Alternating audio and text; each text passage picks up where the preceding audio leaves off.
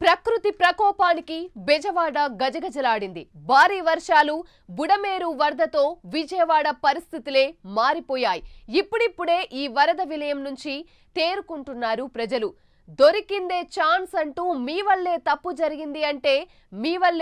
జరిగింది అంటూ అధికార ప్రతిపక్ష పార్టీలు ఒకరిపై మరొకరు బురద చల్లుకోవడం ప్రజలను విస్మయానికి గురి చేస్తుంది.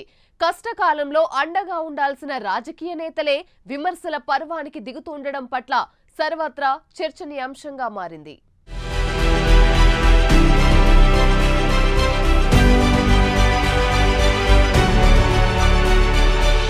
ఊహించని రీతిలో వచ్చిన జల విలయానికి ఏపీ అల్లాడిపోయింది. మరి ముఖ్యంగా కృష్ణా, గుంటూరు జిల్లాల వాసులు విలవిల్లాడిపోయారు. కృష్ణానదికి చరిత్రలో ఎప్పుడూ లేనంత వరద ముంచెత్తింది. ఓవైపు కృష్ణానది వరద, మరోవైపు బుడమేరు కాలువకు గండ్లు పడ్డంతో విజయవాడ సిటీ అతలాకుతలమయ్యింది. చెరువేదో, ఇళ్లేవో, కాలువేదో, రోడ్డేదో ఏదేంటో తెలియని పరిస్థితి. అలాంటి సిచ్యువేషన్ నుంచి బెజవాడ తేరుకుంటోంది. పునరావాస కేంద్రాల నుంచి ఇంటిబాట పట్టారు జనం. ఇప్పటికీ పలు ప్రాంతాల్లో వరద నీరు తిష్టవేయగా చాలా ప్రాంతాల్లో వరద తగ్గింది.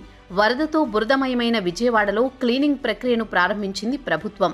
వరద తగ్గిన ప్రాంతాల్లో బురదమయమైన ఇళ్లను ఫైర్ ఇంజన్ల ద్వారా శుభ్రం చేస్తున్నారు. అన్ని జిల్లాల నుంచి ఫైర్ ఇంజన్లను బెజవాడకు రప్పించారు. ఇళ్లు, షాపులు, రోడ్లను శుభ్రం చేసే కార్యక్రమాన్ని మొదలుపెట్టారు. మరోవైపు వరద ఆనవాళ్లను కడిగి శుభ్రం చేయడానికి నీరు సరఫరా చేసేలా నీటి ట్యాంకర్లను పెద్ద సంఖ్యలో మోహరించారు అధికారులు.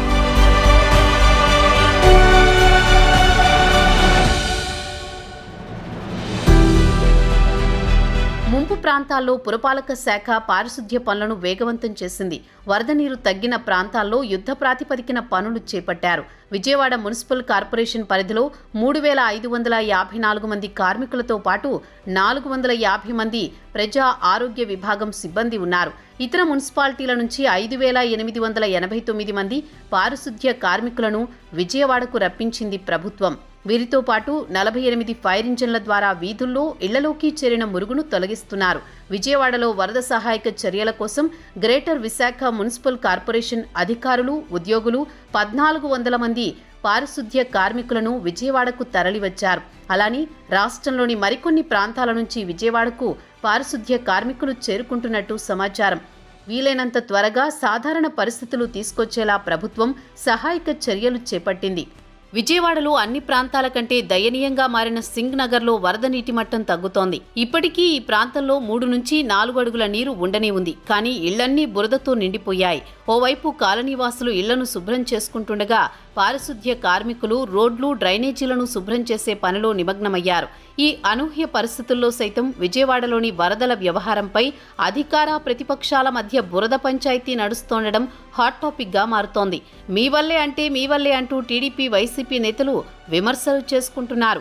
ప్రజలు ఇబ్బందుల్లో ఉంటే తప్పుడు ప్రచారం చేస్తారా? ఇలాంటి దుర్మార్గులకు రాష్ట్రంలో ఉండే అర్హత ఉందా అని చంద్రబాబు ప్రశ్నించారు.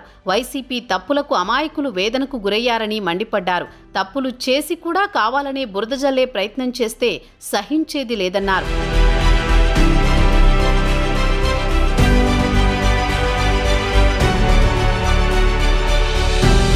మరోవైపు జగన్ మాత్రం ఇది పూర్తిగా మ్యాన్ మేడ్ ఫ్లడ్స్ అని విమర్శలు గుప్పిస్తున్నారు. కృష్ణానది కరకట్ట మీద ఉన్న చంద్రబాబు ఇంటిని ముంపు నుంచి కాపాడేందుకే కృష్ణాలోని నీటిని బుడమేరులోకి గేట్లు ఎత్తి వదిలారని జగన్ మరోసారి చెప్పారు.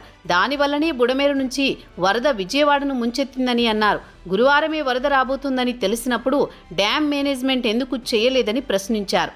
బుడమేరులో 90% ఆక్రమణలే విజయవాడకు శాపంగా మారిందని ఉప ముఖ్యమంత్రి పవన్ కళ్యాణ్ ఆరోపించారు. ఇలాంటి విపత్తు పరిస్థితుల్లో సీఎం చంద్రబాబు నాయుడు చాలా సమర్థవంతంగా పనిచేస్తున్నారని అన్నారు. గత వైసీపీ ప్రభుత్వం పేదలకు ముంపు గ్రామాల్లో ఇళ్ల స్థలాలు ఇచ్చిందన్నారు. సినిమా హీరోల కంటే జగన్ ఎంతో సంపన్నుడన్నారు. ప్రజలు తేరుకోలేని కష్టాల్లో ఉన్నప్పుడు ఈ మాటల యుద్ధంతో వరద విలయం కాస్త విమర్శల విలయంలాగా మారిందని ప్రజలు చర్చించుకుంటున్నారు.